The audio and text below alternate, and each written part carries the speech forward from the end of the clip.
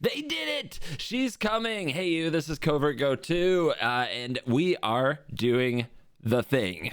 We are freaking out because there is a giant jellyfish mind-controlling monster Eldrazi coming to Magic the Gathering Arena. We speculated in a previous video, could it be done? Could the programmers at Magic Arena make it happen? And here she is. Emrakul, the Promise End, has been officially announced for Shadows over Innistrad Remastered. This card, oh my goodness. Why am I so excited about this card? Let's make it bigger. Let's make it bigger and bigger and bigger. It's pretty big. All right. This is a Eldrazi, a legendary Eldrazi. It costs 13 freaking mana. It's a mythic, and it's a 13/13. Haha, 13, spoopy. That's the theme. That's the set. When you cast this spell, you gain control of target opponent during that player's next turn. You gain control of target opponent during that player's next turn. After that, the player takes an extra turn. There is flying, there is trample, there is protection from instants. So this card, I got to see a lot of this card going on in Standard. I was a regular, like almost daily watcher of MTG Standard related content at the time. However, I wasn't playing Standard. I was playing Magic Duels, which did not have this card. So I got to see this card cast a lot. So I am very excited to cast it myself. I've cast it in Commander a few times, but never in a 1v1 online environment. And the way that it works out is actually much more devastating than it looks. Most of the people will look at this card and be like, oh, it costs too much mana. Oh, it's, you know, they get an extra turn. They'll just kill your creature then. None of those things really play out that way. This card has basically a cost reduction delirium for card types in your graveyard, which is easier to achieve than you may at first think, especially in several specific decks. And you get to control the turn before the turn.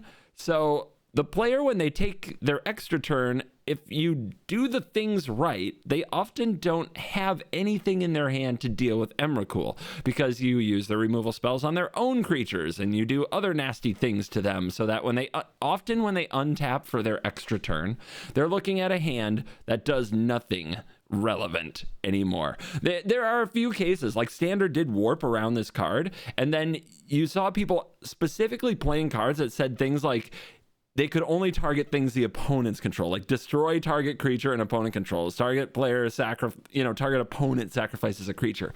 The wording and things like that became very important. Grasp of Darkness got less played, and cards that made people sacrifice, got more played. And like there was just all kinds of weird things that happened to the meta when Emrakul the Promise End happened.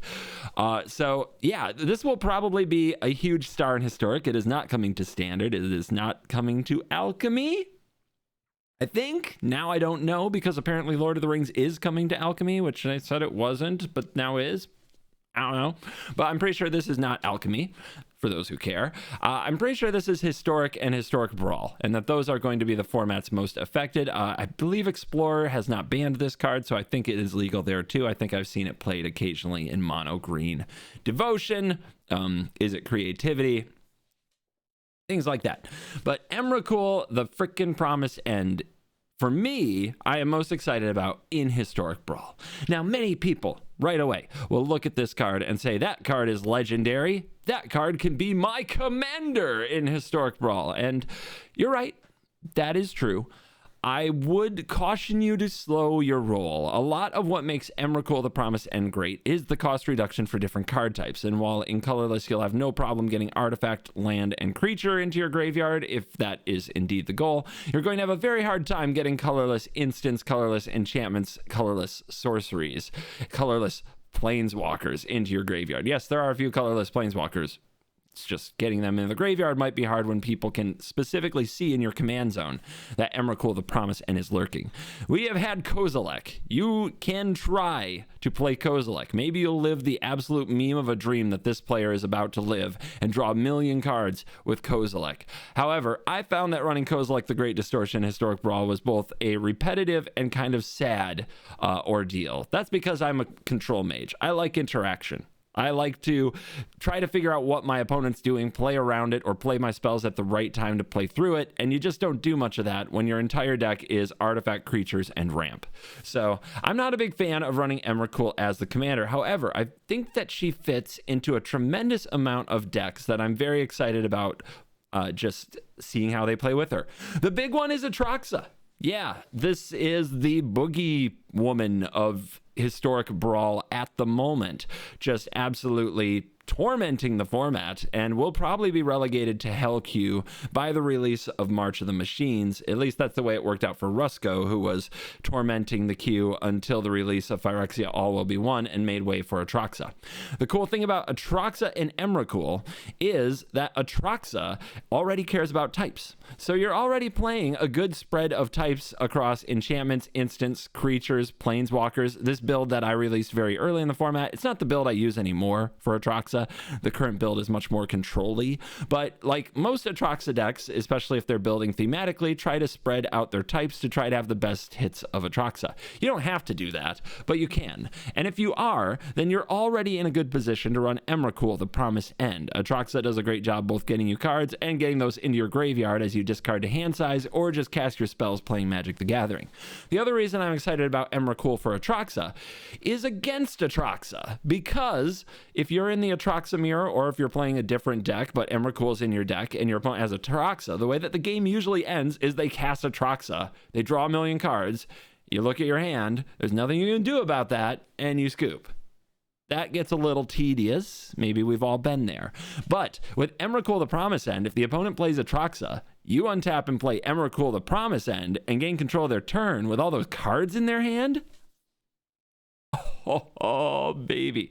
I really want to know how casting Emergent Ultimatum will work if you are controlling the turn. Like, it's your opponent's Emergent Ultimatum. You are controlling their turn. You cast it for them. You get to search for 3 things. Then you also get to pick what goes back in. Then you resolve the 2 things or just exile them. These are the kind of things that get me hyped, okay? Another great commander that you should get an Emrakul the Promised End for is Jacob Hawken Inspector, because the backside of Jacob Hawken lets you cast the spell without paying its mana cost, which will give you that extra turn trigger. By the way, another great thing about Emrakul, you can counter Emrakul. It has protection from instants, but you can counter it, because when Emrakul's on the stack, it doesn't have protection from instants. You can counter it, but that doesn't counter the gain control of your turn trigger now, does it? No. You're going to need a Whirlwind Denial or a Sublime Epiphany. Then, Nethroi, Apex of Death. This is already a commander that loves filling the graveyard with all kinds of things to make Emrakul nice and cheap. You're not necessarily going to use the Mutate to get out the Emrakul. You really can't. But just the fact that you have a full graveyard, if you draw Emrakul, you can probably cast it on a low price of like 7 or 8 mana, which is very doable in Historic Brawl for this particular Abzan deck that often ramps up with mana creatures quite a bit. You can also then mutate the Nethroi on the Emrakul. Give it Death Touch and Lifelink. Yeah. Then we have Emry, Lurker in the Lock, which, you know, you don't necessarily think of these right away. This is like an artifact themed control commander, but you are filling your graveyard. You are going to run instants. You have cards like River's Rebuke, so you probably will run some sorceries. You'll definitely have artifacts. You'll definitely have creatures. So already you're ticking a bunch of types for Emrakul. So you could definitely put Emmy and Emmy together. Then there's Muldrotha the Gravetide, an obvious graveyard commander where Emrakul would make a lot of sense. Tameo, Collector of Tales, usually an extra turns deck, kind of funny to give your opponent one, but you're filling your graveyard, which means Emrakul will probably be cheap, and it is what's more extra turnsy than taking one of your opponent's turns.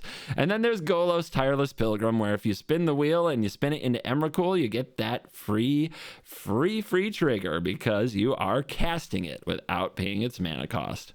So that's something. So yeah, there's a lot of places. If you want to use one mythic wild card on an Emrakul, I think that you'll have a lot of fun places to play it in Historic Brawl. This is just the top of my list, and it's probably what I'll be doing the second that the set comes out, is finding homes for Emrakul, the Promised End. Are you as excited as I am? What commander are you going to put Emrakul into? Have you played Emrakul before? Was it amazing? Are you excited to play it for the first time? Join the hype in the comments, and thank you very much for watching my videos. I'll see you later. You're cool.